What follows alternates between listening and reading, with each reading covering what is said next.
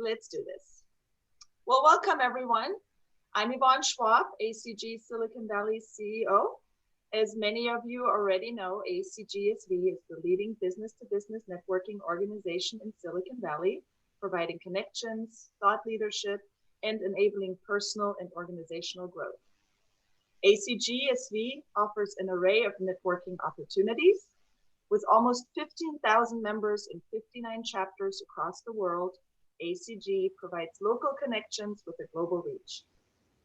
ACGSV is offering a variety of virtual events in the coming months. We invite you to visit our website at acgsv.org to see the full calendar. This includes a panel discussion on innovation at the edge, sponsored by Dell Technologies, an event on microgrids and the future of energy, and of course, our holiday happy hour for our members. Now, just one quick housekeeping item for today. Please keep yourself muted unless asked otherwise. Now, we're excited to offer you today's event, which would not have been possible without our sponsor, Riemann Law, a high-end boutique law firm with a multidisciplinary global reach of an international firm. So thank you. And now, without further ado, I will hand it over to our moderator today, Jim Chapman, a partner at Riemann Law. He focuses his practice on securities law, venture capital, mergers and acquisitions, and international business transactions. Jim? Thank you very much, Yvonne, and I'm thrilled to be moderating this panel on a very, very timely topic. And for those of you, we'll get the discussion going, and if those of you have questions, put your questions in the chat box. I'll be monitoring that and be raising those questions from time to time. What I'd like to do now is we have three all-star panelists with us, and I'd like them to briefly introduce themselves and their firm. Lou, why don't you go first and talk about Fusion Fund? Yeah, happy to. Hi, everyone. This is Lou. I'm the founder and managing partner of Fusion Fund, and we're a Silicon Valley, Palo Alto-based VC firm focused on early-stage tech and healthcare investment. So far, we have over 60 portfolio companies across the United States, and the specific breakdown to industry tech, enterprise tech, and healthcare tech. The stage remaining focus is seed and Series A. And a little bit more about myself. I'm a former entrepreneur turned investor. I used to build and run my own medical device company with my own patent technology. After the company was acquired by Boston Scientific, I went to the dark side, started to do investment. Connie? Hi, everyone. Good morning. Conniesheng. I'm a founder and managing director of Nautilus Venture Partners. We started the fund in 2015. Prior to that, I was the managing director of Foxconn Venture for about 8 years. And so having been doing investment for almost 15 years now, started in Hewlett-Packard here in the Valley. Ken, why don't you tell us about Sorensen and yourself?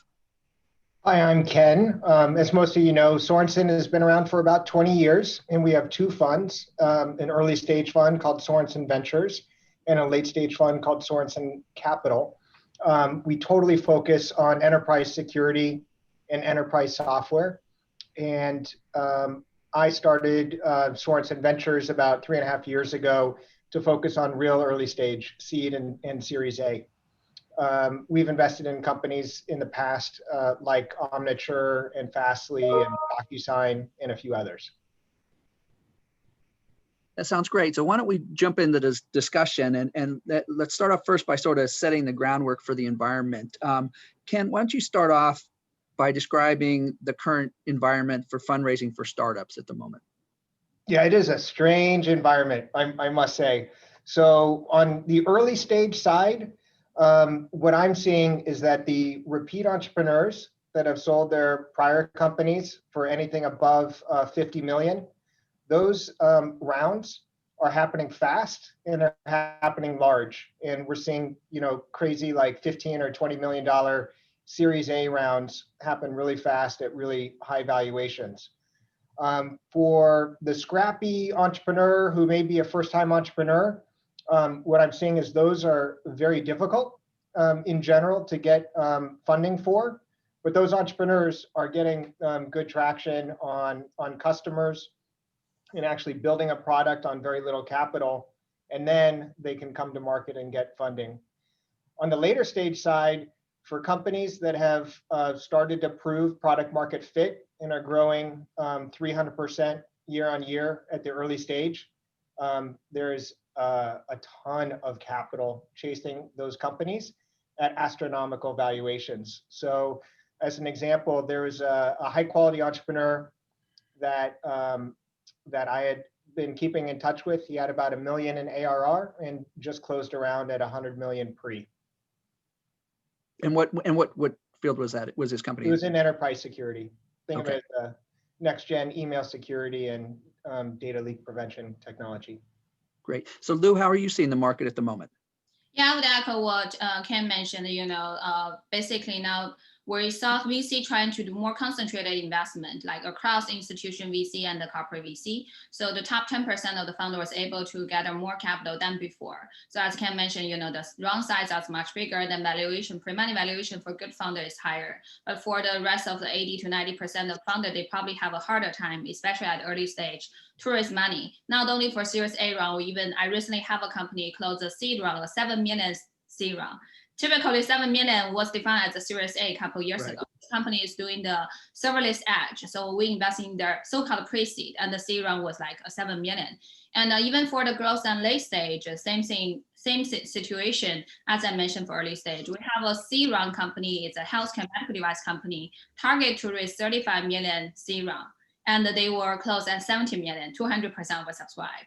But on the other side, we saw other kind of, especially consumer tech company had a really, really hard time to raise money for the past 1 year. Really also depends on which sectors. I think another thing is interesting is how we see actually evaluate a company is different from even just 9 months ago. Now, even at early stage, more VC really focus on trying to get more market validation before they choose which one to invest. So company like enterprise software or even some other B2B type of business model, they were able to easily get traction in terms of pilot program. Our revenue was able to get more attention from VC. And Connie, do you have anything to add to that? I think I agree with both Ken and Lou.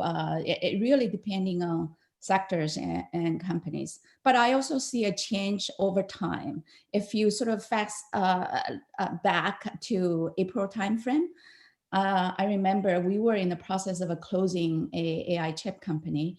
And then I was talking to our counsel, one of the leading law firms here. And we heard all kinds of scary stories at the time. But fast forward, I think things are definitely a lot different than 6 months ago. Good. And so Ken, I'll consider you to be one of the older ones here on this call between the four of us. So go back in time to the year 2000 and the dot-com blow up, and then the 2008 in the financial meltdown. In this environment, we had an economic downturn that happened so fast where you shut down the national economy. But it seems to me it's a lot different than in 2000 and 2008. How would you compare it currently to those times? Yeah, this downturn is completely different than what I expected in the middle of March, completely. So back in 2000, I was at Battery Ventures. I was there at the height during 99, and then 2000 hit. This is completely different. Back then, all of the corporate venture funds pulled completely back. Everything that had to do with communication services and fiber was pulled way back. And a lot of those capital intensive companies went out of business really fast. And then in 2008, the same thing happened. And it was even more dramatic on the corporate venture capital side because so many corporates had gotten back into the market. What's happened this time? It's no holds barred. The larger funds are raising even larger funds. And it seems like they have a compelling need to continue to put that to work to stay on their fund cycles of, they used to be 3 years, but now they're coming back to market after 1.5 or 2 years, which is pretty amazing to me. So there's a lot of capital that's in the market. Right. So I remember both in 2000 2001 and 2009, those were like nuclear winters for venture capital investing. I'm seeing completely different than that now. Is that what you're saying? Completely. And the best companies were built during those nuclear winters, I think, in the 1 to 3 years after that time. And Lou, from your vantage point, are venture capitalists sitting on the sidelines? Or are they active are they actively investing? Like for us, we've been actively investing since March when the shelter-in-place order happened. As Ken mentioned, we definitely agree that sometime in the history of even different pandemic or the crisis, the great company always was founded during the downturn. So for early stage investor, downturn might be the best time to invest in early stage company. But I think this year is different because we have pandemic, COVID-19. Everyone has to work from home. Nobody knows what's going to happen in the next couple of years. So I think for the first half of this year, we definitely heard lots of VC decided to pause. So when we also heard similar feedback from our portfolio founder when they tried to reach out to VC to set up meeting, they probably wanted to push the meeting to the second half of the year. But I think after summertime, that's when all the VC realized, 3 months like work from home, it's now just the case. It's gonna last much longer. So everyone is back to the market. So starting from August, we saw a very, very active market for VC investment. And Connie, are you seeing that as well, or are you seeing something different? No, I'm in agreement with what Lou just said. So as I said, we started a company back in November of last year. We followed through because we really liked the entrepreneur and the technology. So we actually closed that investment at the very beginning of COVID happening. And that was the time, as I said, people are really starting to shut down. We had a couple of companies went out to raise Series B and C. That was when they started to hear different story, even from larger guys like Knightspeed. We're going to look after our portfolio companies first. We're going to sort of slow down on new investment. But again, I agree with Lou, including ourselves, we were actively looking at companies from April to August timeframe, but we had always hoped that we built enough of those companies that we would then be able to look and meet with them in person by July, August timeframe. That didn't happen, right? So, but we realized we had to change our way of doing investment. And so meaning this is probably going to be, this COVID is going to be with us for a while. We still have to do investment. We just have to look over the processes we do and make sure we still be able to do investment, but with a changed process. And so, Connie, let me follow up on that. So typically the time after Thanksgiving through the end of the year in the VC industry is relatively slow. Do you anticipate it's going to continue that pattern, or are you thinking venture capital firms are racing to make up for lost time and will be really active in that time period? Yeah, and sort of for us, we actually have a few deals that come from a sort of following up and work with the companies for a couple of more months now. We definitely trying to close them by year end. Good. And Ken, what's the activity level for corporate VCs and strategic type investors?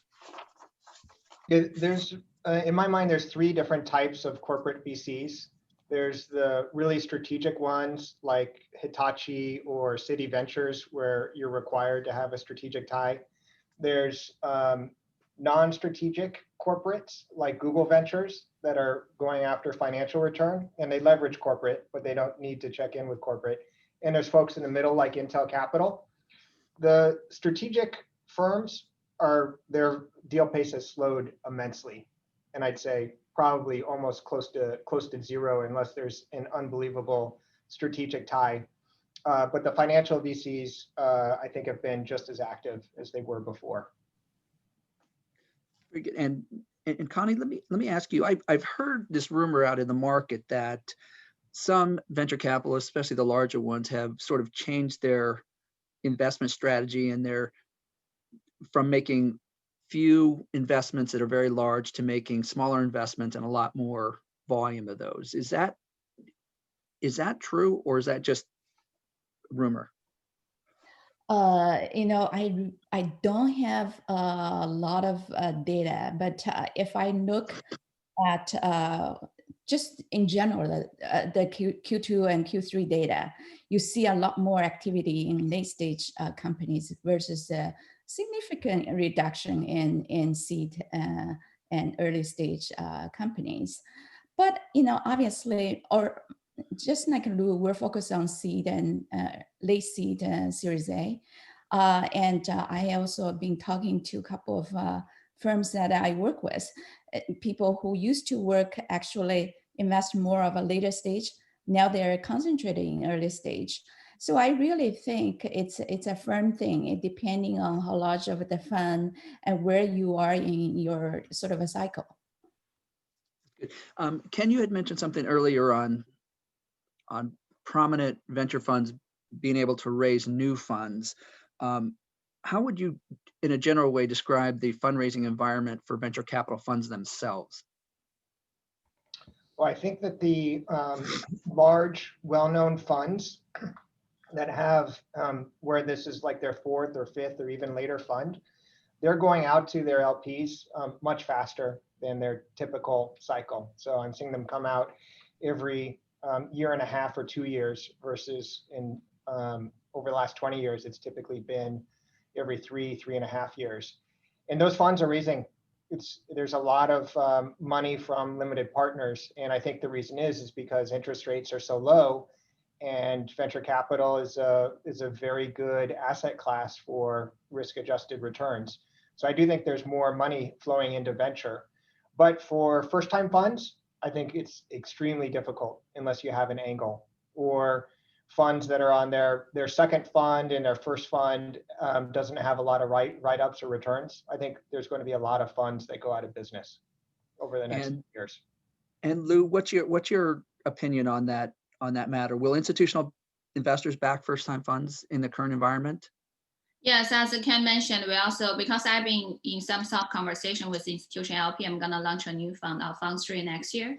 So I heard they mentioned about, much faster re-up of their existing portfolios. And I was talking with one institution, they said they have 6 deals to close of existing portfolio by the end of this year, which is crazy. So definitely lots of the billion-dollar fund went back to them much faster. They definitely had a mandate. I think the mindset-wise actually is getting better. I definitely heard lots of institutional VC, they were talking with me, want to understand better how to work with emerging manager, how to invest a smaller check to work with a fund manager with fund size smaller than $100 million. But on the other side, for this year, it's really hard for them because they won't be able to meet with fund manager in person. So anyone they met before was a trust relationship built up already will make them feel more comfortable internally to justify the decision. I heard a couple like first-time fund was able to close, but they have very special mandate. Like there's a fund mainly focused on material science because my academic background was material science. So I was really surprised that they closed a sizable fund as a first-time fund manager. But other than that, I think this environment with no in-person meeting make it very hard. But I do believe in long term, the mindset is changing from institution LP side. They definitely want to work with lots of newer generation of fund manager to have more diversity of their portfolio. Good. And you spoke a few minutes ago on shifting topics on valuations, on startup valuations, and how has the COVID-19 crisis affected valuations kind of across the board? I would say the first half of this year is really good for VC. We saw in average a 20 to 30% of haircut discount of the valuation, no matter good company or okay company. So the pre-money valuation, especially early stage, is really good for investor. That's also the reason, as Connie mentioned, we definitely saw, sometimes we talk about who are our competitor when we try to get a lead position for the seed Series A deal. It's not only just a firm focus on seed Series A. There's lots of $7 billion firm. They try to invest in small check and came to early stage investing company. So I would say early this year, probably we have a leverage of like 20-30% discount. But after summer, especially after YC demo day, somehow the hype drive the valuation to kind of a normal range again. Now it's getting more reasonable, but I would say now the discount is much less compared with early this year. And Connie, what's your experience in that regard? I would say if you look even late stage companies, when they started this year, they had to face the reality of not being able to the size of the fund they're looking for. So some of them, I definitely see people sort of in their previous round of valuation and be a, just so that they can raise the fund. But I think fast forward, I agree, the situation is quite different. And now that we feel there is a sort of a light at the end of tunnel for people to potentially go out next year. And we also have to recognize many of the companies, especially companies that has to do physical works, such as have to be in the company in the lab. They haven't been able to achieve as much. So maybe there is still this cap or pressure on valuation side. Yeah. James, could I add a little? Sure. Yeah, so I think another thing is also related to what we discussed earlier of the concentrated of the VC capital to the top 10 or 20% of the company. So I would say the good company, they still have, strong leverage to negotiate valuation with us as a VC. But the rest of the founder, even they lower their valuation with big discount, it's still very hard for them to raise money. So it's kind of different from a couple of years ago. And Ken, is that what you're saying? Yeah, I think it's a tale of two worlds. I think that for companies that are either showing really good numbers or companies that have a serial CEO, valuations are through the roof. And I think for everyone else, the valuations are actually pretty tough. And Lou, let me go back to you. Have the sectors that are getting venture capital attention, have those changed since COVID? Or I totally think so, because for us, my background, and former experience from day one, our main focus is deep tech and healthcare, especially break down to industry enterprises focus on digital transformation, leverage new tech with traditional sector. I definitely experienced not only us and also our portfolio founder feels like because of COVID, because of pandemic, this crisis pushed the trend of digital transformation and also healthcare. And everyone realized, it's a big problem in our healthcare system and also huge market. So I saw much more capital from VC and even from large corporate in terms of partnership to work with company providing digital transformation solution, our healthcare solution. And Ken, what areas are the most interest to your fund now and moving into 2021? I think the long-term trend that we're seeing, in my opinion, we're only at the beginning, is this movement to cloud is real, and enterprises are starting to put serious production workloads on the cloud. And what that means to me is that the entire software stack is going to change. Whereas before, a relational database like Oracle worked for reporting reasons, that doesn't work for streaming data. And so that provides huge opportunities for startups. If you're a streaming database company, then either Oracle is going to need to innovate, which is really hard for large companies, or they're going to need to acquire. So that entire software stack, from the database and the storage, all the way up through analytics and DevOps and systems management, which is now called observability, those are really interesting places to play. And that same trend of the movement to cloud has completely changed security as well, because before you used to be able to have a perimeter around your company. Today, every company is interacting with third parties, and they're interacting with third parties through the cloud. And so therefore, the legacy firewall type of environment is not going to do well. And that's why you're seeing Palo Alto acquire so many cloud-based companies. And Connie, what is your firm focusing on at the moment? So we're very much sort of a data story. So we see, again, data being sort of generated every day in this sort of extremely fast speed. And not only how you capture the data, but also how you consume the data is a very interesting area. But so we are also taking that perspective from both healthcare, but also this sort of digitization perspective. we are about to invest in a company that sort of takes this sort of a traditional HPC to cloud, which traditionally being sort of running mostly on-prem. But we see this very complex, sophisticated software stack gets moved all to the cloud.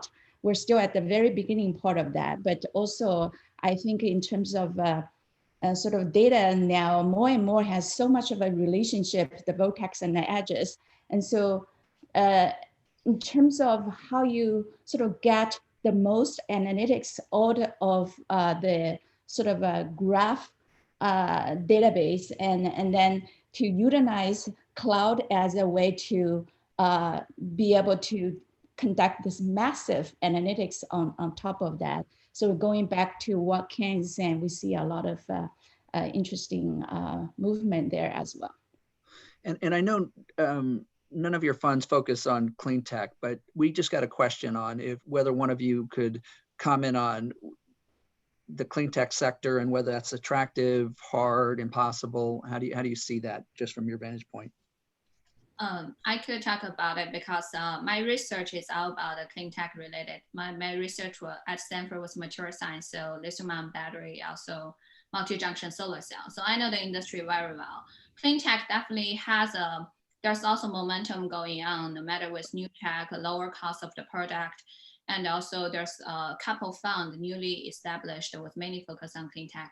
But on the other side, I think that the challenge with the industry still exists. For example, some like no matter battery related technology company or even solar related technology, they're only part of the whole supply chain, which means the company may become a vendor company rather than a complete the product company, which make it very hard for them to have a relative higher margin. To survive in this super competitive, venture business, because we're not just compare clean tech company with another clean tech company. We're compare this company with other, no matter data company, healthcare company, or enterprise company, to see which one is more reasonable for us to invest. But one good thing I want to highlight there is not necessarily only relate to clean tech, just in general relate to hardware. I know the past 10 or even 20 years, people believed software is eating the world. But I think now, because the digital transformation is happening, as Connie mentioned, lots of data is transferred not only on cloud, but also on edge computing technology is getting mature. So there's a very important layer there is hardware software integration, because the sensor hardware, including even healthcare medical device, that's the entrance of the data. When we want to better use that data, it's also important, no matter for investor and the founder, to understand the entrance of the data, to control the entrance of the data, which might be a hardware layer. So I think that will be, in general, good news for hardware, may attract more capital. Used to stay away from hardware investment, now probably more welcome to looking for solution doing the hardware software integration. And in following up on that, yeah, I was just, go ahead, Connie.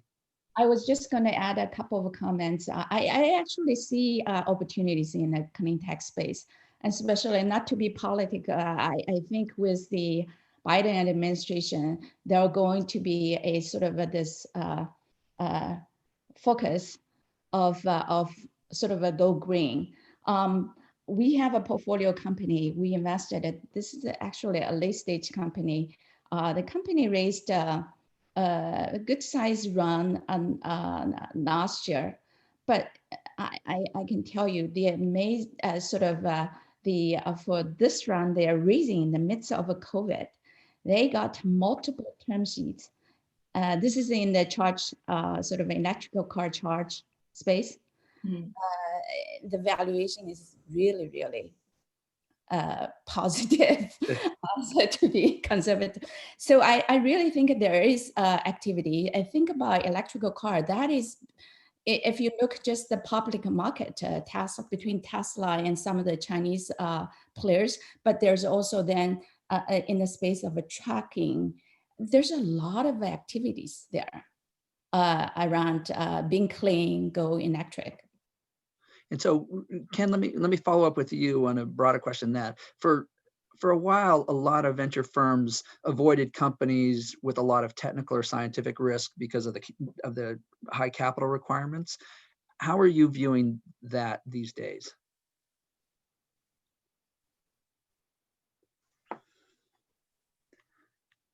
Did we lose Ken? No, I was Okay. muted, sorry. I think at the early stage, most of the smaller funds will avoid capital intensive companies, no doubt. And so if one of those capital intensive companies doesn't have a compelling reason to buy today, either a brand name CEO or something else, I think that those have a lot of fundraising risk. Now, on the capital intensity side, if a company is showing growth, that is where the larger sandhill funds love to invest, because you can put a lot of money to work. And in some cases, those capital intensive companies can have really, really good outcomes. Good. And Connie, how are you seeing that? Yeah, then I agree with Ken, and that's exactly we see around this sort of what you were asking around either clean tech, go electric, or even just some basic infrastructure related companies. Well, like you just mentioned that you had recently invested in a chip company. Those tend to be more capital intensive, even if they're outsourcing manufacturing, which they almost all of them are. It's very capital intensive. So you think about if you go, so now you have to think about you're going to 5 nanometer nodes, and for a chip, it's $45 million. Just to produce one chip. Just produce that one chip. Wow. And let me shift gears real quick and go back to you, Ken. You know, historically, the quality of the founders and the personal relationships that are forged between the founder and the company or the venture capital firm have been really one of the top priorities as far as investment decision. With COVID in place and the limitations on meeting face to face, how are you evaluating the founding team? Yeah, it's a great question. So when we look at companies, we look really at 3 main areas. The team, just like you said, is this a small but rapidly growing market? And what's the differentiation? The last 2, you can do really well over Zoom and doing your own research with your network or experts. On the team, personally, I think this is the most important aspect of any investment. And so we do what we can over Zoom, but what I've done is gone on social distance hikes with the founders before we invest. And so what that means, you know, since I'm in the Bay Area, it's been Bay Area investments, and we also have teams in Utah as well. So we have not done a deal outside of our locality yet. How about you, Connie? How are you assessing management teams with the restrictions on face-to-face meetings and conversations?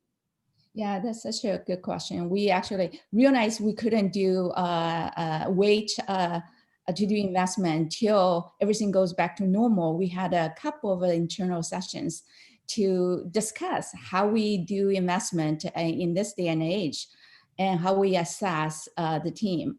And so there are a couple of things. One, similar to Ken, maybe invest in areas that is, you know, sort of driving distance. 2, really leverage our network of VCs and industry leaders, and invest in companies where founders are sort of a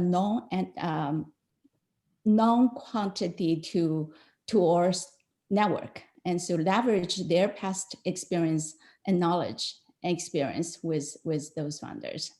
And of course, then also trying to meet with sort of social distance.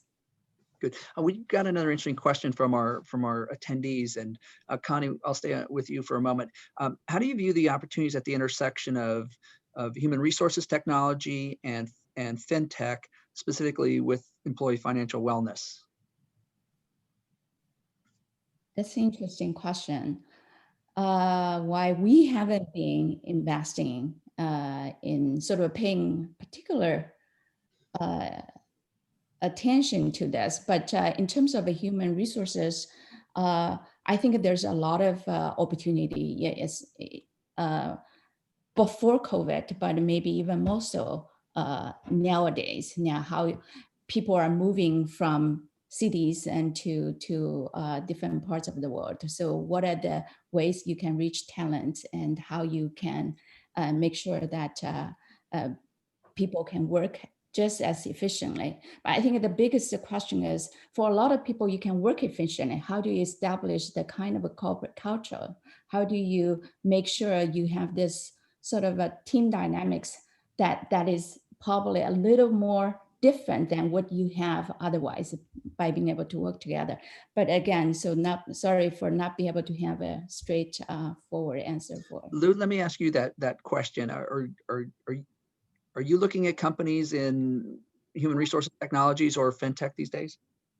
We actually led a Series A round of an AI-powered and no-code platform for finance industry and insurance industry company called Extern this year. But it's more about how to leverage AI as a new technology and edge compute to utilize the data in the industry. Now you mentioned, the HR type of the company. We barely invest any company focused on HR.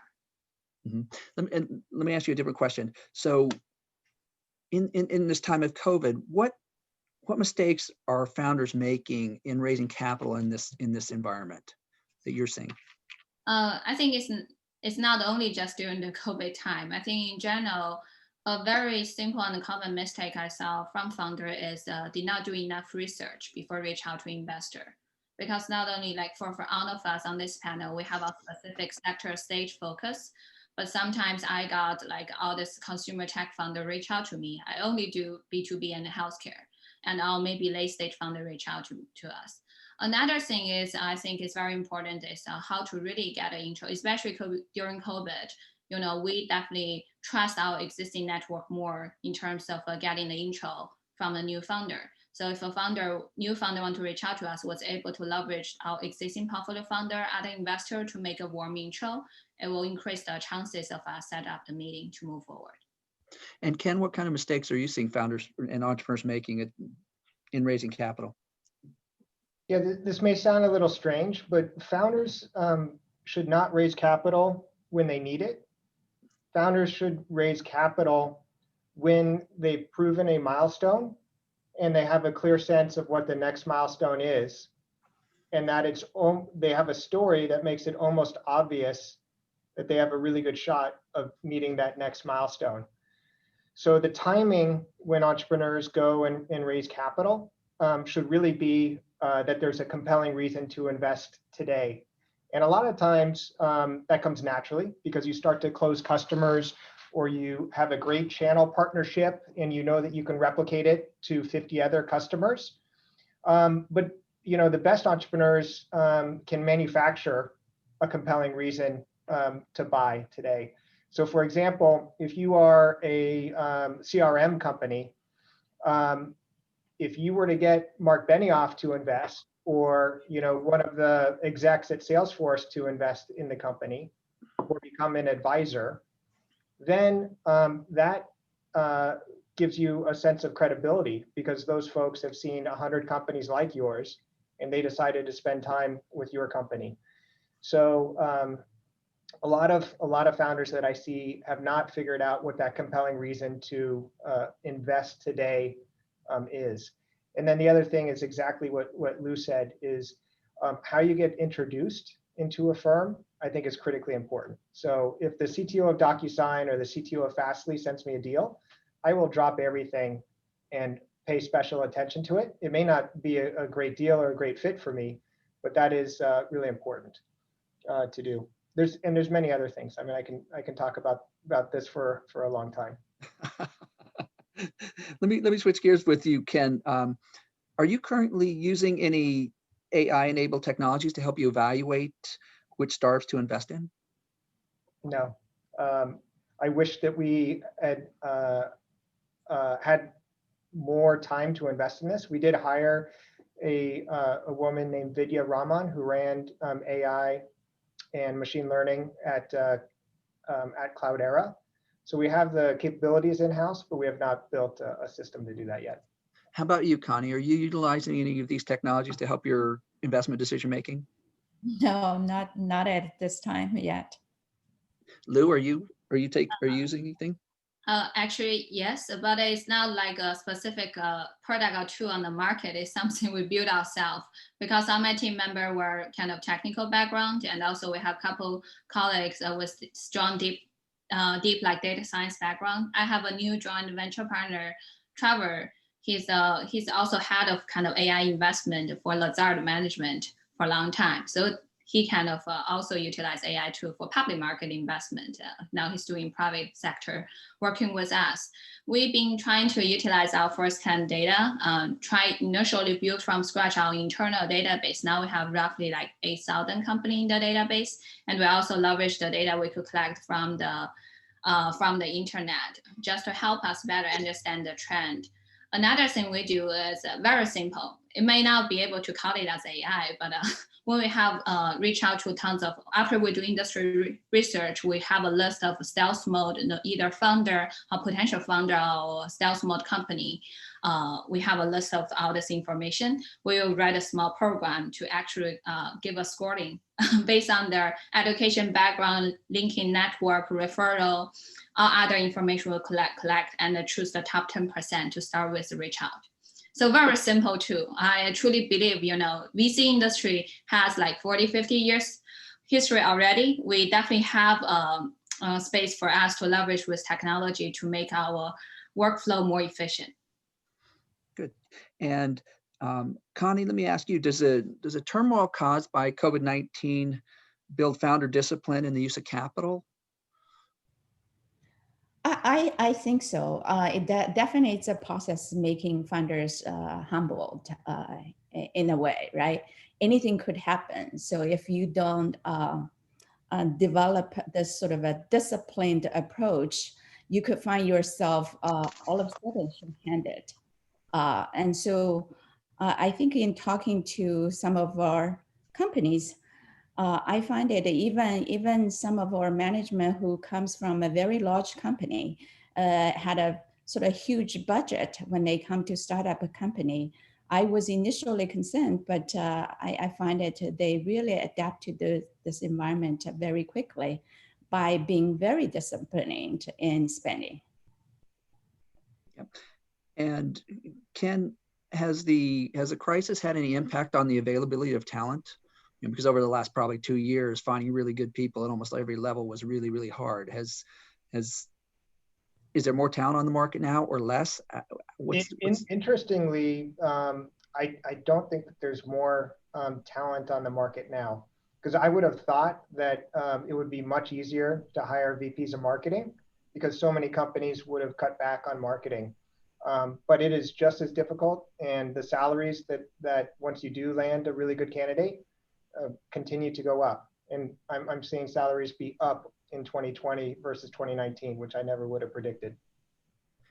And Lou, what's your experience in that regard?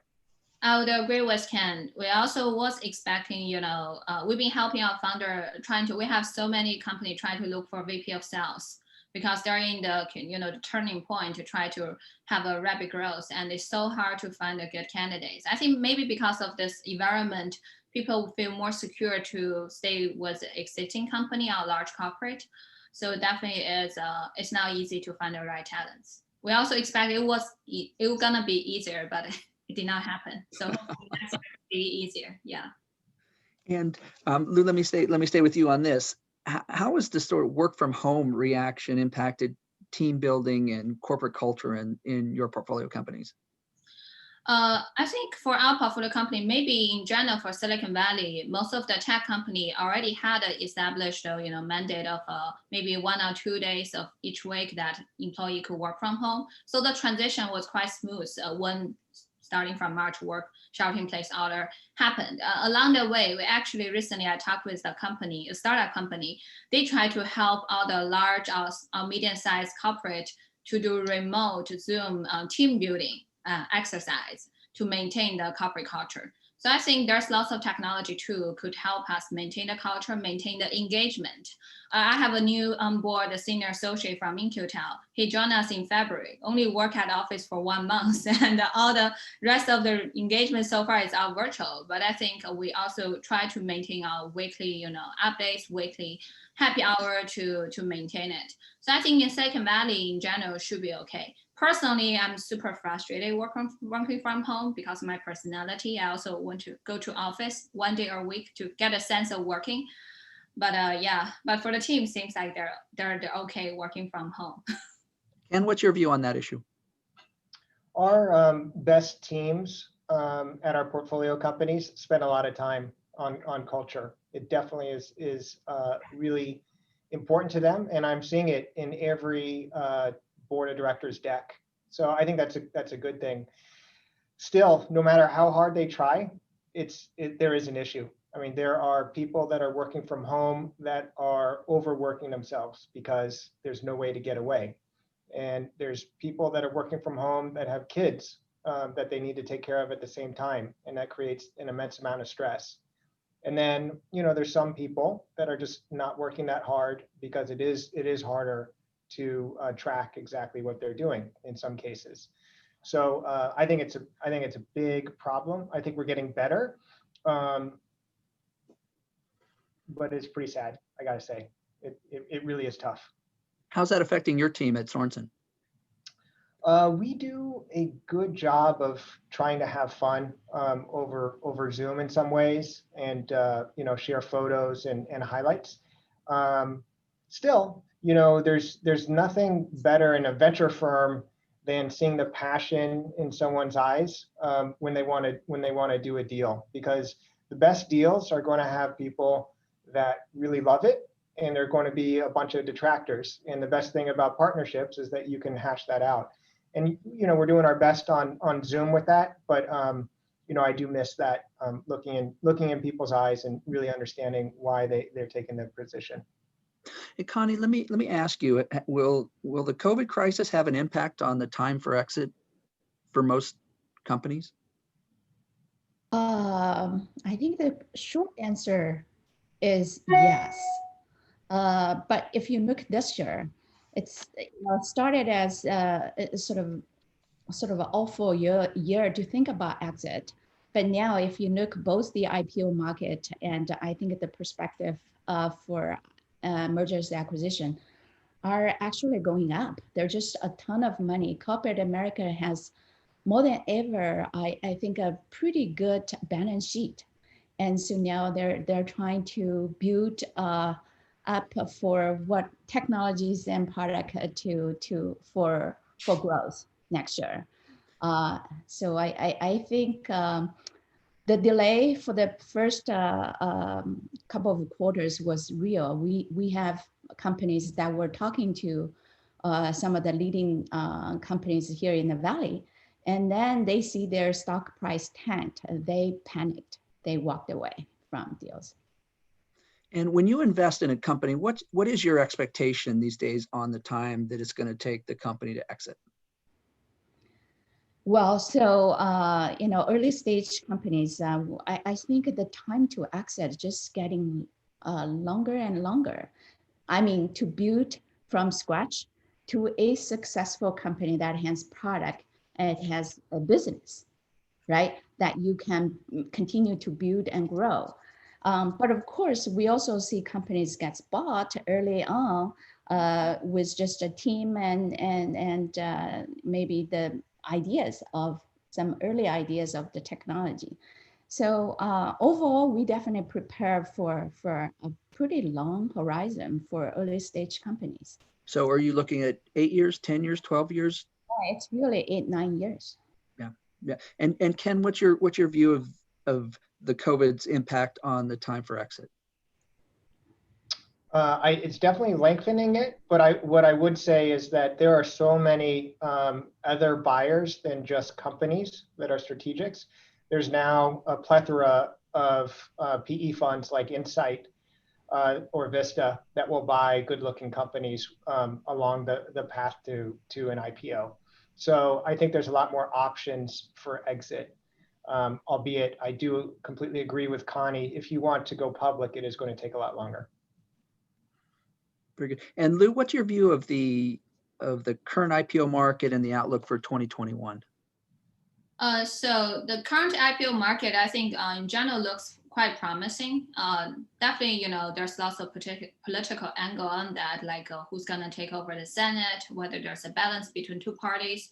But I think at least now, in general, the market has confidence, no matter from the public side or the private side. At least from our existing portfolio companies, back to your previous questions, we have a couple companies on the pipeline for IPO. So far, their timeline of projected S1 filing did not change. So they're still on track to go IPO next year. But for company in negotiation with potential buyer for merger acquisition, they got delayed because of not able to meet in person. But as Ken mentioned, you know, there's more player actively buying tech company even at earlier stage. We have a company in negotiation with Insights right now. So it's not just a large corporate PE firms, all different type. Even for example, Google may look at healthcare company for potential merger acquisition as well. So there's a new opportunity for a founder to consider early exit if they don't want to wait for 10 years for IPO. And Ken, what's your view on the current M&A market and its outlook for 2021?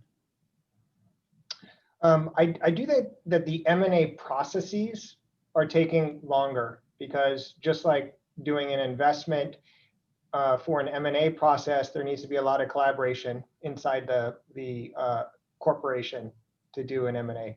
So what I see is that for startups that need to be acquired, like they're running out of cash, it's going to be really difficult for them. And so in the same way, these startups should be creating strategic relationships for 3 years before they think that they might need to be acquired.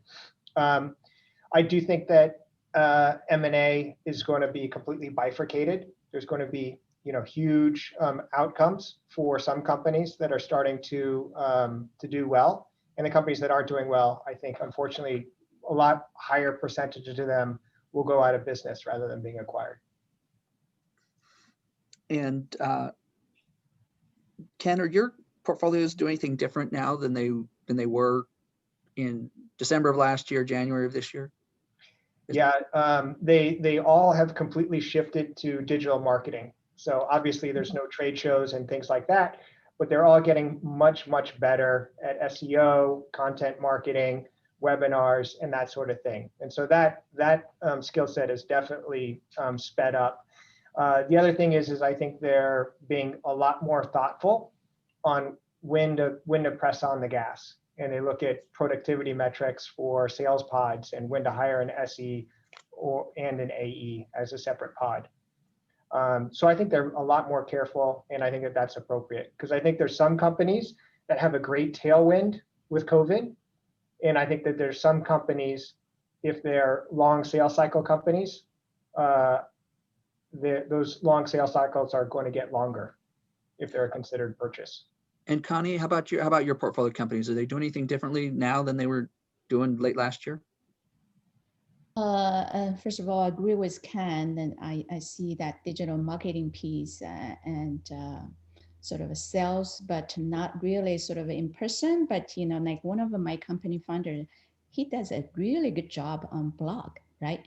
He publishes a couple of pieces a month, and he's really using his tech influence to reach out to people. But that being said, I find that if you're a hardware company, you still have to do sort of manufacturing and even some product development across the ocean. That's been one of the things that's been challenging. So I see our companies definitely hiring local peoples because you can't travel there anymore. Previously, you definitely think, I'm just going to travel there, but you can't, right? So you're forced to hire local people to be able to work in that local areas. And Lou, let me ask you, what advice are you currently giving your portfolio companies as far as helping them get through the crisis and endure the change environment that we're experiencing? Yeah, definitely.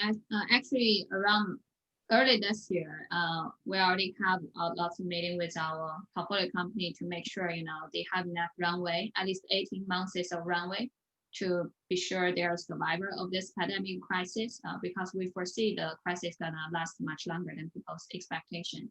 And for now, luckily, most of our portfolio company because they're focused on digital transformation on healthcare. So their fundraising went well. And also their revenue growth, we have several companies have a 7x of revenue growth of ARR, like from 1 million to 10 million ARR increase. So they have definitely enough cash. So now we get more suggestion to them to help the analysis how to be the winner of the second half of the game. The first half of game is survivor, gonna be the winner. The second half is whoever is the winner gonna be able to quickly adopt a larger portion of the market. That's also part of the reason why we look back to the history. The great company always was established during the downturn, because after the initial crisis, there's much less competitor. There's also more strong motivation for their client to work with them, and also the VC capital is more concentrated. Another thing is also founder understand it when they raise new round. I think we suggest them, and also they're more open to raise more capital than before. On one side, we definitely told them still be cost efficient, but on the other side, raise more money to prepare for the second half of the game. And let me follow up on one of the examples that you gave on your portfolio company that had a 7x increase in revenue. What did they do to avoid drowning in their success? I think it's really make sure this increase is sustainable. The company I mentioned name is Otter, OTTER. Actually, lots of people might using it. It's a kind of a live transcript technology solution for any Zoom meeting or meeting. So they're very popular in journalists, among journalists, and even for anyone using Zoom meeting, you could directly bundle it. I think they kind of grow their revenue, grow their user base together with Zoom, with most of them are organic growth. But meanwhile, in parallel, we talk with the founder saying that, okay, this is more like a consumer drive growth, but on the other side, you want to use this momentum to push on your enterprise sales. So they're building a very strong team for enterprise sales, and they're getting very big contracts from large enterprise in order to make sure this revenue growth is more sustainable. And now they have a very healthy kind of breakdown between the existing area, how much from existing, prime user, how much from the enterprise revenue. Then the projection of next year growth is pretty promising. Good. Ken, we're on our last question at the moment, but let me start with you. What's your outlook for venture capital investing in 2021? I think it's steady as she goes. I think there's going to continue to be a lot of new companies that get started, and I think a lot of them are going to be overpriced. And the way that we're playing that is that I'm seeing a lot more of the diamond in the rough in our pipeline. So we're not going after these overpriced deals. And how about you, Connie? What's your outlook for 2021? I'm pretty optimistic. I think with vaccine, hopefully we're going to get normal in the late springtime, hopefully, so that we can start to meet people, and we'll continue to deploy the capitals and hoping to finish a new investment for the current fund by some time in the middle of next year. And Lou, what's your outlook? I would say I foresee there will be more competitive market for early stage investment. There's much more players now in the early stage, but on the other side, I think we're seeing much better quality of a founder and the deals coming up at early stage. So it's gonna be a very good years for us in 2021 in terms of finding very good founder to back. Well, where do you think this this growth of high quality founders is coming from? Why now? Why now is not some other time? Actually, for us, we always have a strong focus on repeating successful founder, because me and all the partners in my team were all former entrepreneurs. So we have over 1/3 of our existing portfolio, they're repeating successful founders. So I think they're also, there's lots of this type of founder in Valley. They're also observing the market to choose the best timing to come into the market to start a new business. So I think now they think it's a good time. So lots of companies we're talking to this year, they're all repeating a successful founder. Great. Any final thoughts on from any of our panelists before we end our program? I think we covered go ahead, Ken. There was one question on Zoom chat about diversity efforts at firms. And I'll just quickly talk to that. I will say that Certainly at our firm, for every position that comes up, diversity is a key component of it. And you're seeing it in job descriptions and so on. And I think a lot of other firms are doing the same thing.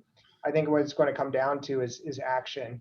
And then the other thing is that at our portfolio companies, it comes up in every conversation for every position, at least that's held up to the board. So I think that's good. I still think that we're at the very beginning of the diversity process, both in venture and in our portfolio companies.